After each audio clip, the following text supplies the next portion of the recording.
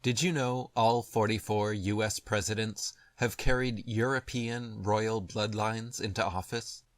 34 have been genetic descendants from just one person, Charlemagne, the brutal 8th century king of the Franks.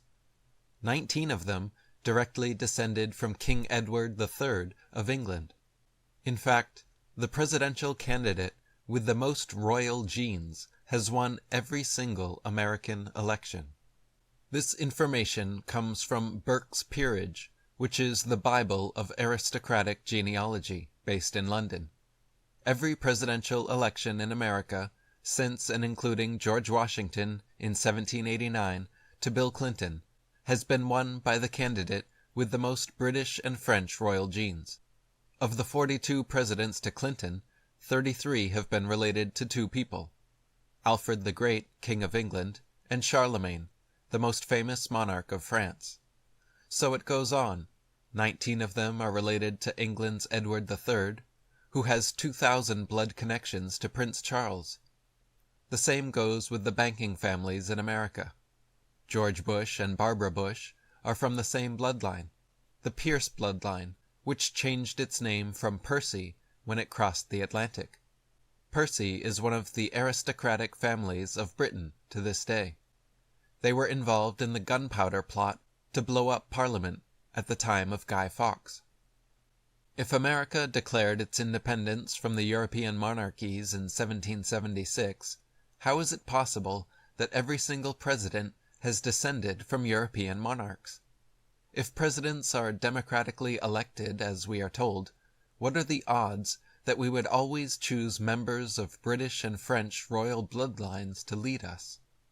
Michael Tessarian wrote, "The Americas have always been owned and governed by the same royal families of Britain and Europe that conventional history states as being among those defeated during the wars of so-called independence."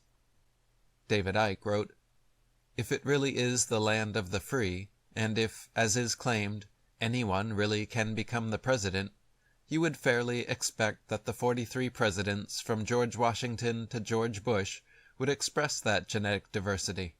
You're having a laugh. The presidents of the United States are as much a royal dynasty as anything in Europe, from whence their bloodlines came." Researchers like David Icke, Michael Tessarian, and Fritz Springmeier, along with foundations like the New England Historical Genealogy Society, Burke's Peerage, the Roman Piso homepage, and other reliable genealogical sources, have documented these royal presidential bloodlines. Actually, by branching out far enough on the presidential family tree, the dedicated researcher will find that all 44 presidents share kinship, belonging to the same general ancestry, often called the 13th Illuminati bloodline, the Merovingian line, and or the Windsor-Bush bloodline. David Icke wrote, "If you go deeply enough into the genealogical research, you will find that all the presidents are from this line." A spokesman for Burke's Peerage, the Bible of royal and aristocratic genealogy based in London, has said that every presidential election since and including George Washington in 1789 has been won by the candidate with the most royal genes. Now we can see how and why. United States presidents are not chosen by ballot, they are chosen by blood. Granted, the relationships are sometimes distant 10th or 15th cousins, but in a country with hundreds of millions to choose from, this simply cannot be chance or coincidence. Gary Boyd Roberts, a genealogist at the New England Historic Genealogical Society, thoroughly traced these connections in his book Ancestors of American Presidents. George W. Bush himself is directly related to 16 former U.S. presidents, including George Washington, Millard Fillmore, Franklin Pierce, Abraham Lincoln, Ulysses Grant, Rutherford B. Hayes, James Garfield, Grover Cleveland, Teddy Roosevelt, William H. Taft, Calvin Coolidge, Herbert Hoover, Franklin D. Roosevelt, Richard Nixon, and Gerald Ford. Bush is closely related to the King of Albania and has kinship with every member of the British royal family and the House of Windsor. He's related to 20 British dukes, the 13th cousin of Britain's Queen Mother, and of her daughter Queen Elizabeth. He's 13th cousin once removed from Prince Charles, and has direct descent from King Henry III, Charles II, and Edward I of England. Through the House of Windsor and King Henry III, the Bushes and Bill Clinton are genetically related as well. According to Burke's peerage, even according to the official genealogy, Bill Clinton is genetically related to the House of Windsor, the present royal family in Britain, to every Scottish monarch, to King Henry III of England, and to Robert I of France. In 2004, George W. Bush ran as a Republican against Democrat John Forbes Kerry, his 16th cousin. These cousins, related to the same British and French monarchs, are also secret society brothers in the infamous Skull and Bones fraternity. John Kerry descends from King Henry II of England, and Richard the Lionheart, leader of the Third Christian Crusade in 1189. He also has links to royalty in Albania, Sweden, Norway, Denmark, Russia, Persia, and France, but still not enough royal genes to top George Bush. Earlier in 2000, we see the same story. George W. Bush ran neck and neck with Al Gore, another supposed Democrat and cousin of the Bush family. Michael Tessarian wrote, Al Gore is a descendant of Edward I, Roman Emperors Louis I, II, and Charles II, and is a direct descendant of Charlemagne, which makes him a distant cousin of Richard Nixon and George W. Bush. So the top Democratic candidates against Bush in 2000 and 2004 were actually his cousins. The publishing director for Burke's Peerage wrote, Never in the history of the United States have two presidential candidates been as well endowed with royal alliances. There has always been a significant royal factor in those who aspired to the White House, with Presidents George Washington, Thomas Jefferson, Theodore Roosevelt, Franklin Roosevelt, and Ronald Reagan, among others, all boasting blue blood links.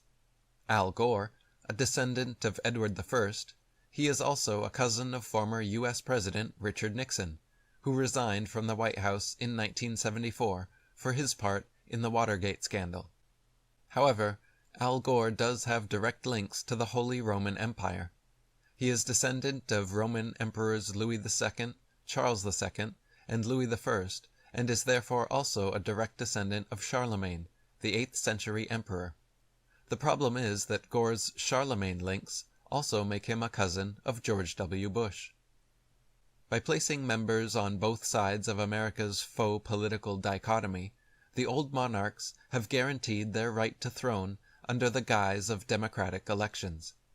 Back in 1996, we see the same tactic, as Democrat Bill Clinton defeated Republican Bob Dole, his cousin.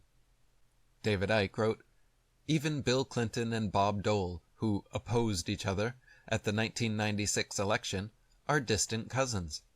They can trace their ancestry to England's King Henry III, who reigned from 1227 to 1273, and U.S. Presidents William Henry and Benjamin Harrison. Clinton has far more royal blood than Dole, and is directly descended from the same bloodline as the House of Windsor, every Scottish monarch, and King Robert I of France. This is why he was the Brotherhood's choice. The Windsor-Bush bloodline reaches from the American presidents back to British and European royalty, and it doesn't stop there. It continues back through Roman emperors all the way to Babylonian kings and Egyptian pharaohs near the beginning of recorded history. From Marie Antoinette and King Louis XVI, the French line continues back through from Louis XV to the First, Charles XI to the First, Henry IV to the First, Philip V to the First, Robert II, and many other French monarchs.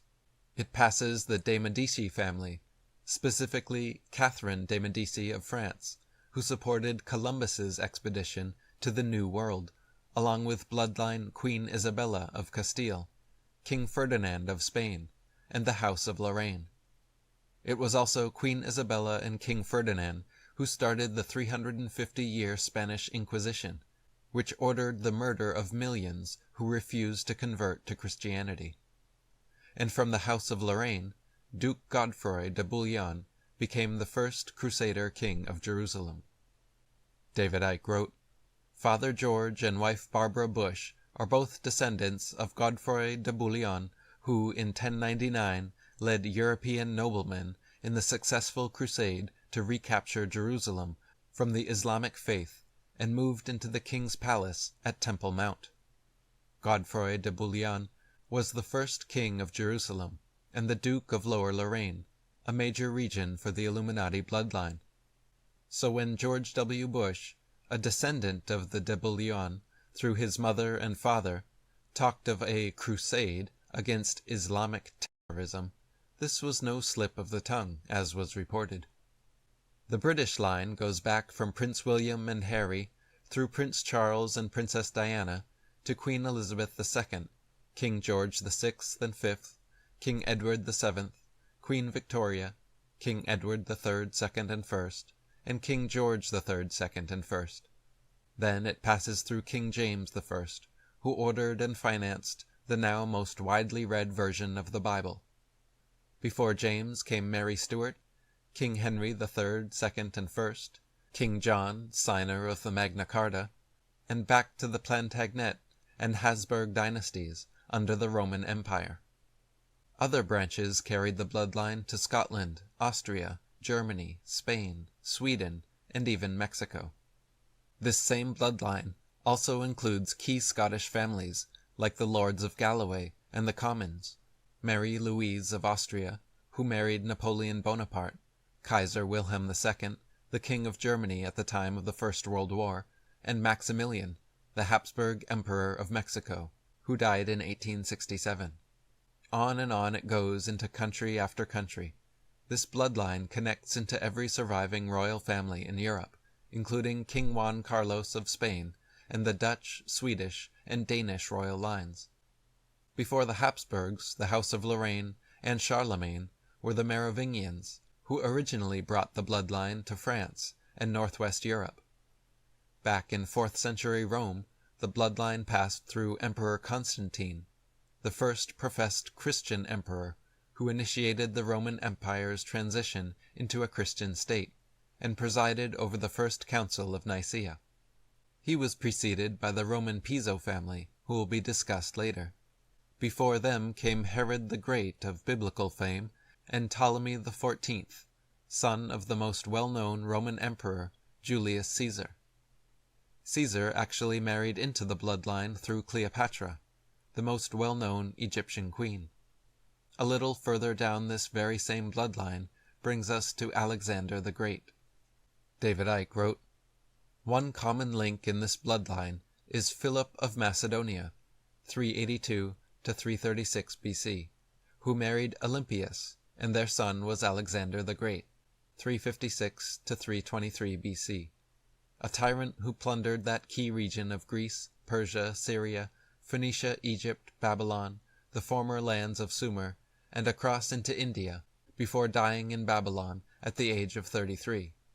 During his rule of Egypt, he founded the city of Alexandria, one of the greatest centers for esoteric knowledge in the ancient world. Alexander was taught by the Greek philosopher Aristotle, who in turn was taught by Plato, and he by Socrates. The bloodline and the hidden advanced knowledge have always gone together.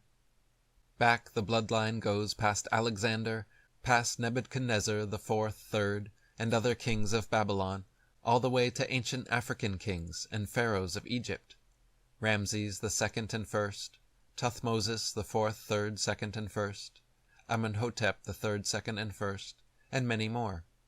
For millennia, these kings, queens, pharaohs, and emperors have obsessively interbred with themselves to preserve and spread their bloodline.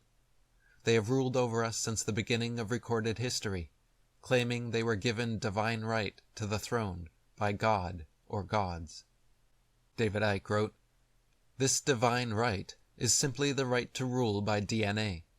We have a head of state in Britain to this day who is only there because of her DNA, and the whole freeloading hierarchy of the royal family is structured according to a person's DNA relationship to the king or queen. What is royal rule by DNA if not outrageous racial and genetic elitism? This divine right to rule has nothing to do with the divine and everything to do with the real origin of these bloodlines. They claim to descend from the gods of the ancient world. The royal families have interbred incessantly with each other since ancient times because they are seeking to retain the DNA corruption that can apparently be quickly diluted by breeding outside of itself. How interesting that the families of the Illuminati and the power elite do the same to this day. Why? They are the same bloodlines. The royal divine bloodlines of ancient Sumer and Babylon, now Iraq, Egypt, the Indus Valley, and elsewhere, expanded into Europe to become the royal and aristocratic families that ruled that continent and most of the world through the British Empire and those of France, Belgium, the Netherlands, Germany, and so on. As the peoples began to challenge and reject the open dictatorship of royal rule, the bloodlines began to move underground, by operating among the population in all the areas that control modern society. You will find a similar story all over the world. Credo Mutwa, the official historian of the Zulu nation, told me how so many black African leaders that were placed in power after the colonial masters gave the continent independence came from the bloodlines of African kings and queens who claimed to descend from the same gods as their white counterparts.